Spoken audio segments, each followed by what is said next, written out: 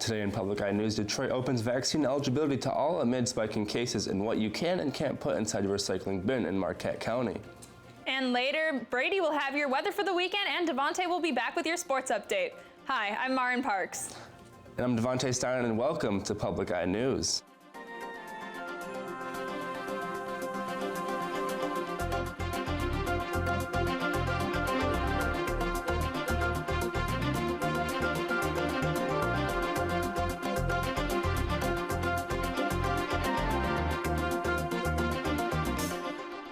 Last spring, after shops were forced to close due to the coronavirus pandemic, Carl Mank, a Michigan barber who defied Governor Gretchen Whitmer and reopened his shop, was fined $9,000.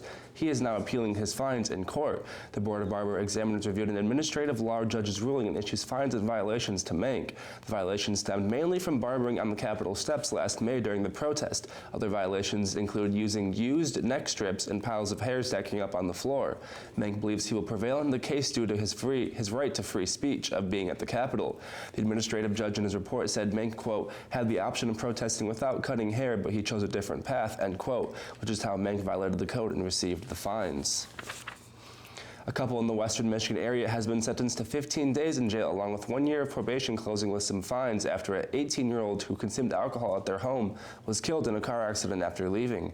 Around 25 to 30 young adults attended a birthday party for the couple's daughter, who recently graduated from Grand Rapids Christian High School in 2020.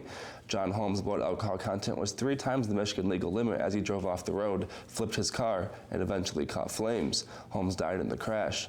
Judge Jeffrey O'Hara said, quote, once you allow, you encourage, end quote. The defense attorney denied the fact that the couple was aware of the fact that alcohol was being consumed at their daughter's party. Yesterday, Detroit expanded eligibility of COVID-19 vaccine to all residents 16 and over. This comes a week earlier than the city had originally planned. Mayor Mike Duggan reported that hospitalizations have nearly doubled over the last 10 days, with the majority of people being in the younger demographic 40 and under. On April 5th in Michigan, the statewide vaccine eligibility will be opened up to the entire population aged 16 and over. Michigan has reported that about 1/3 of residents have received 1 dose of the vaccine, while 19% of Michiganders are fully vaccinated. The goal for Michigan is to reach 70% to achieve herd immunity. Duggan urged all the Tiger fans who don't have tickets to opening day to visit Comerica Park, saying the 50% capacity and restaurants will be strictly enforced. Police will enforce tailgaters to follow mask laws and social distancing laws. And with spring cleaning season in full swing and Earth Day just around the corner on April 22nd, remember to reduce, reuse, and recycle as much as possible. To help out local waste collectors, please ensure that your recycling is sorted properly and placed in the proper containers to make pickup easy. Firstly, in Michigan, returning certain bottles and cans to specialized recycling centers will earn you a cash refund. Just look for the MI on your recyclables. Typically, it is located on the top of cans and near the barcode on bottles. Cans and bottles not eligible for refunds in Michigan can be placed loose in your normal curbside bin or cart, along with flattened cardboard, clean metal food and drink containers, mixed papers, and clean plastic containers. Clean glass containers should either be placed in a separate curbside bin or brought to a municipality drop-off center. Please refrain from recycling batteries, medical needles, hazardous waste such as propane or cleaning supplies, plastic bags, pet food bags, plastic wrap, styrofoam, and stringy items such as holiday lights and hoses, as these can cause machine malfunctions and worker injuries. And a case from all the way back in 2014 is once again seeing possible legal updates. The infamous stabbing of a 12-year-old girl by 2 of her classmates in the name of pleasing internet horror character Slenderman is resurfacing as one of the assailants in the case is petitioning for conditional release. The assailant, initially sentenced to 25 years in the Winnebago Mental Health Institute, has asked the Waukesha County Circuit Judge to release her from the institute. Should her plea be accepted, she would be assigned case managers from the Department of Health Services to watch over her and track her mental progress for the remainder of her original sentencing. However, even with these conditions, a Waukesha County Assistant District Attorney argues that the release of the now 19-year-old assailant would be dangerous for both the 19-year-old herself and those around her. The attorney claims that release from institutionalization would likely lead to the assailant making friends in bad places and committing more crimes, either for the thrill of it or to please her new friends. And yesterday, 3 Michigan men were ordered to stand trial for their role in the 2020 plot to kidnap Michigan Governor Gretchen Whitmer in response to her statewide restrictions and mandates meant to slow the spread of COVID-19 and to protect high-risk Michigan citizens. The 3 men are accused of joining with 6 others already charged in federal court and 5 more charged in state courts in their plot to kidnap Governor Whitmer. All 14 people currently facing charges in the case were part of an anti-government pro-Civil War group going by the name of the Wolverine Watchmen, who had been receiving firearm and tactical training in preparation for either a violent uprising against Michigan state government or a political civil war that they referred to as the Boogaloo. It is suspected that the Wolverine Watchmen formed in response to the culture of violent right-wing extremism that came out of former President Donald Trump's time in office, as well as consistent encouragement of far-right extremism that came from Donald Trump himself. And stay right here, because after this break, we will be back with your national and international news. This is considered the most dangerous animal in Africa. But there's more to hippos than their cranky demeanor. They are land beasts that spend most of their time in water. They weigh around 2 tons, but can sprint faster than a human. And they are protective parents. Go beneath the surface and meet Africa's river giants. Wednesday at 3 p.m. on WNMU-TV. Welcome back. The Biden administration is looking into additional actions the United Nations could take in response to North Korea's recent missile test last week. The president's national security advisor, Jake Sullivan, will be meeting in Washington with Japan and South Korea to discuss strategy against North Korea on how to approach the country. Secretary of State Antony Blinken, recently returned from a trip to both countries, says that all 3 countries are united in dealing with North Korea. Yesterday, Canada suspended the use of the AstraZeneca vaccine to anyone under the age of 55, following the reports of concerns of it being linked to blood clots. The National Advisory Committee on Immunization recommended the pause of safety reasons. Dr. Shelley Deeks, vice chair of the National Advisory Committee on Immunization, reported that the risk of blood clots from the vaccine is now potentially 1 in 100,000 instead of the previous 1 in 1 million risk that was reported before. And a defamation lawsuit against former President Donald Trump has been on hold since last year after Trump declared himself immune to trial in state courts is once again in motion. The case revolves around Trump's tweets claiming that a former participant on his show, The Apprentice, along with several other women who came forward with sexual assault allegations, were liars and that their claims were hoaxes. The specific case of defamation concerns allegations of unwanted kissing and groping from an apprentice from 2007. A 2-week ban on large open-air gatherings without a permit has been put into effect on the Honduras-Guatemala border in response to rumors that a migrant caravan may be forming in Honduras and attempting to cross through Guatemala to eventually reach the U.S. border. Guatemalan President Alejandro Giménez claims the ban is justified because the Honduran immigrants could pose a threat to public health.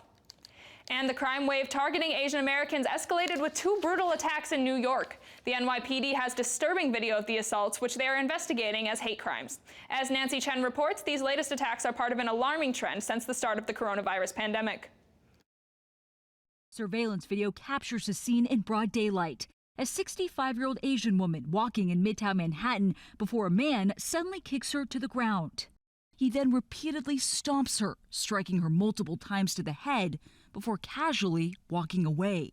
A nearby security guard inside the building appears to do nothing while the brutal attack occurred. The staff who witnessed the attack have been suspended pending an investigation, according to the management company. Police say the attacker made anti-Asian statements towards the woman. Our New York station WCBS reported the man shouted, "You don't belong here," before running away. The woman is hospitalized with serious injuries, and police are still looking for the suspect. The New York Police Department's hate crime unit is also investigating this attack on a man police believe is Asian. Social media video shows the man being pummeled on the subway before being placed in a chokehold by his attacker and left unconscious. Police are still trying to track down the suspect and the victim.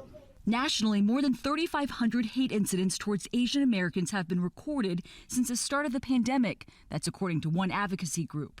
It's really terrible how every single day there seems to be another incident. Dozens gathered in New York City Monday night for a candlelight vigil honoring the victims in the Atlanta area spa shootings, where 6 Asian women were killed, and showing solidarity for all victims of hate. We're just starting to learn how to speak out about something that has been happening for as long as we can remember. New York police numbers show at least 31 anti-Asian hate crimes citywide so far this year, but the department admits that crimes against Asian Americans have long gone underreported. Starting this week, undercover Asian American cops will be walking the streets to help with hate crime prevention and response. Nancy Chen, CBS News, New York. More reason today to exercise and how working overtime could be bad for your heart. Elsie Preston has some of today's top health stories. Working long hours after you've recovered from a heart attack may increase your chances of a second heart attack. A new study in the Journal of the American College of Cardiology shows that heart attack patients who return to working nearly 55 hours a week are twice as likely to have more cardiac trouble. The study also finds men and younger employees tend to work more hours. There may be a link between glaucoma and dementia. Australian researchers say people living with normal tension glaucoma are 2 times more likely to experience cognitive decline. Researchers are working to determine exactly why. And lack of exercise could be to blame for 8% of chronic diseases and deaths worldwide. Researchers found middle-income nations are most impacted by inactivity. Experts recommend about 150 minutes of exercise a week. Those are some of the day's top health stories. Elise Preston, CBS News, New York. After this break, Brady will have your weather report, and I'll be back for your sports. Stay tuned. There's a celebration with historical roots throughout Europe. Tracing both the seasons and the original Christian story, Rick Steves' European Easter experiences the variety of rich traditions that have developed in Europe over the centuries. We'll participate in festivities across Europe as various cultures celebrate their belief in the resurrection of Jesus and the return of spring, each in their own way. Sunday night at 7 on WNMU-TV. And welcome back. I'm your weatherman, Brady Hinshaw. Behind me on this beautiful NMU campus, some clouds are clearing up and letting out that blue sky. But if we look at our current conditions, we have partly cloudy skies with a temperature of 47 degrees, winds out of the west, southwest at 12 miles per hour, and a barometric pressure of 29.58 and rising. Looking towards tonight, we have cloudy skies with a low of 24, winds out of the northwest at 10 miles an hour. Looking towards tomorrow, we have cloudy skies with a high of 27, winds out of the northwest at 15 to 25 miles per hour. Looking at our beautiful UP, clouds across the board, we have 54 in Sault Ste. Marie, 50 in Manistee, 57 in Escanaba, 59 in Menominee. Looking at our western half, we have 55 in Iron Mountain, 39 in Ironwood, 39 in Houghton as well, and back in beautiful Marquette, we have 49. Looking at our week ahead, we have Thursday, a high of 29 and a low of 21 and partly cloudy. Friday, a high of 46 and a low of 36 and mostly cloudy. Saturday, a high of 53 and a low of 35 and partly cloudy. Now on to Devontae Stein with your sports. Thanks, Brady. We have some of our NMU Wildcats who earned GLIAC honors from their performance this past week as sophomores Emily Renfro and Cam Stilson for the women's lacrosse team were named GLIAC Players of the Week. Renfro won Offensive Player of the Week as she tied the school record this week for most goals scored in a game with 9. She also added an additional 8 goals this past weekend in games. Stilson won Defensive Player of the Week as she collected 6 saves against Findlay earlier in the week and collected a total of 22 saves and 3 turnovers in games against Concordia St. Paul this past weekend. These are the first Player of the Week awards in NMU lacrosse history. Freshman Nick Scheibel of men's soccer was also named GLIAC Offensive Player of the Week. Scheibel scored a goal off of a header in the 54th minute to lift his team to victory. March Madness is winding down as we almost have the Final Four matchup set up. On the women's side, top-seeded UConn and third-seeded Arizona are already set in the Final Four. Tonight, to determine the final 2 teams in the Final Four, we will have South Carolina taking on Texas with the tip-off at 7 p.m. and Stanford taking on Louisville, tip-off at 9 p.m. On the men's side, the first game of the Final Four is already set with top-seeded Baylor taking on second-seeded Houston. Tonight, we'll see top-seeded Gonzaga take on 6th-seeded USC, tip-off at 7:15.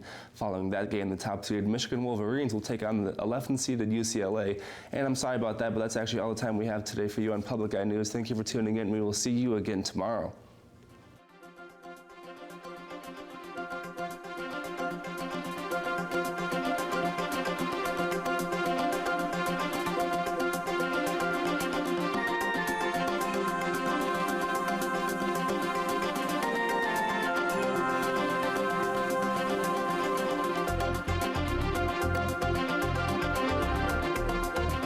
The preceding program was produced by WNMU-TV, Northern Michigan University Public Television, in studios located in Elizabeth and Edgar Hardin Hall.